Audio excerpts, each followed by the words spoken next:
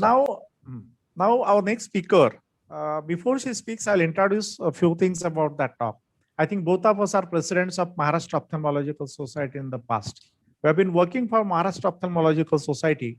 Most of us are paying that professional indemnity insurance to the insurance companies. And I think the sum assured is a limited one. But under the name of Maharashtra Ophthalmological Society, we have started one project where all the ophthalmologists can be grouped together, and so that in the defined premium, I think that can be little less. The maximum amount of sum assured is decided by that insurance company. I think that benefit is passed to many more members of Maharashtra Ophthalmological Society, and particularly this particular movement will be benefited by other state societies and even at all India level. I invite my co-chairperson, Dr. Sunaina Malik ma'am, to present on MOS Professional Group Indemnity Insurance Scheme for ophthalmologists, that is MOS-PGIIO. Over to you, madam. Thank you so much, Dr. Prakash, for the nice introduction. And this scheme, as mentioned by Dr. Marathe, was thought up in my tenure as MOS president, another of my brainchilds. My brain works overtime most of the time. So we thought this would be good to have something for our members, something that I could do for our members, which would last a lifetime. This is the logo we devised, something like the FBS AIOS. And what is MOS-PGIIO? It's a professional group indemnity insurance scheme for MOS members. This idea was sown into our heads by Foxy, who have an almost similar scheme, but ours is more cost effective and better. So the thought of doing something similar for MOS actually originated from my town, Aurangabad, and it took hold in my mind. So we came up with it because I had always felt the need for some protection of this kind for MOS. And with the help of my colleague, Dr. A. Deshpande, it became a reality. What is professional indemnity insurance? It is to protect MOS members and to save them money, especially those members who are in solo practice need this kind of coverage very badly because they can be taken to the consumer court by any dissatisfied patient. They can be sued for a huge amount, and indemnity taken as a group is always beneficial because we know that united we stand and divided we fall. Under the new CPA Act, which has come into force since July 2020, a patient can sue the doctor for a sum of even rupees 1 crore or more. And now the case can be filed anywhere in the country, not necessarily in the city to which you belong. So the doctor would now have to run helter-skelter to attend the hearings, which would take a huge toll of him, both mentally and financially. So this becomes like a kind of chakravyuh, worrying about money makes the doctor's mental health worse, and poor mental health means managing money becomes harder. So to cut this chakravyuh, we thought we would come up with this. What are the benefits of indemnity insurance? The insurance company will pay the compensation amount ordered by the court up to the limit that you have taken. For example, 75 lakhs, 1 crore, whatever you have taken. The company will provide and pay for the advocate in the court. If you do not want the insurance company advocate, then a fixed amount will be paid by the company as advocate fees to your advocate. The rest you have to shell out from your pocket, depending on where the case is. For example, whether it is in the district or the state or the national commission. The same thing will be done if the case is appealed in the higher court. This coverage is for 1 year and the policy has to be renewed every year. Actually, we had decided that it would start from the day your premium amount got deposited with the company, but that didn't happen. So then it got started finally in February 2021, when the company compiled everything and put it together.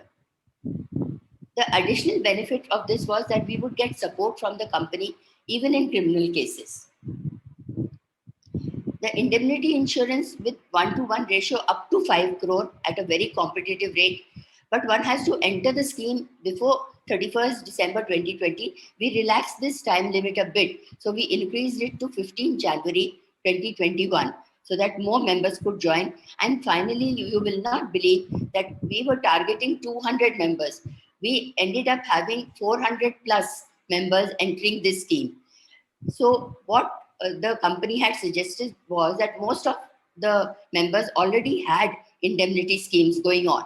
So they could do 25 lakhs in that current year and then increase up to 5 crores next year, and think about discontinuing your existing policy when you shift your main policy to this scheme with retroactive date carry forward with same or more coverage. And in the beginning, 10% addition for each skilled or unskilled unnamed staff, and 25 addition for refractive surgery was put in, which you could opt for. And the premium was with 18% GST added. So the few disadvantages which I found of this was that in case of a previous incident for which the case has been lodged, even after the date of deposition of your premium, it will not be covered by the company, and you cannot take the lawyer of your choice. Means you might just demand Ram Jethmalani, who is no more, or his son. So that would not be allowed. The difference between individual and group indemnity insurance is all the facilities given in both are the same. In individual insurance, the premium may be double or even more, and individual insurance is done by an individual directly. But in group insurance, it is done through a group of similar professional persons under a banner such as MOS. And the additional benefit we gave the MOS members was legal help from our legal committee, which was free of cost. This was the previous premium chart for individuals, which is no longer there now, because then they found those of us who joined in the first lot were given everything, means 10% loading, 25% loading for refractive surgery at the same rate. But for those who join now, this is the new pricing. And they have included 10% staff loading and 25% refractive surgery, whether you do refractive surgery or you don't, because it makes it easy for the company to put it in order. We formed a committee for MOS-PGIIO because we felt that since the office bearers change every year, we needed a committee to handle this smoothly. And the committee comprised of Chairman Dr. A. Deshpande, myself as co-chairperson, then Secretary Dr. Vardhaman Kankriya. All of us would remain for a period of 1 year. The President and Secretary current of MOS, these would change as the office bearers would change. Now, what was the procedure of taking indemnity insurance? You need to be a MOS member. There's a one-page form which I'll just show you once I finish the talk. So you had to download it, fill it up, sign it, and send it, scan it and send it. Right now, the digital signature is not available, so you have to do it offline. And you had to send an email to this email address which we formed because we were finding it difficult to compile everything, and plus proof of transferring the premium amount directly in the account of insurance company, which is given in the next slide. And you would get the policy on email, not from courier. You had to download the policy. These are the company details. What is doubt one? If you have a previous indemnity policy, then what? In that case, your policy will act as additional security when the limit of group policy is over. The individual policy, when expires, you need not renew it. You can shift to this group policy because group policy is still protecting you. And if you want, your group policy can start working from the date of expiry of your individual policy. Doubt two, if you are in solo practice, then wiser to take a larger individual policy, I would suggest of 1 crore or above. What are the steps to be taken if you get a notice? Then just inform the committee of MOS-PGIIO and the company, forward the notice to them, and they will take care of the rest of the things. Thanks, and here's to a corona-free world. I hope we don't have a second wave coming up.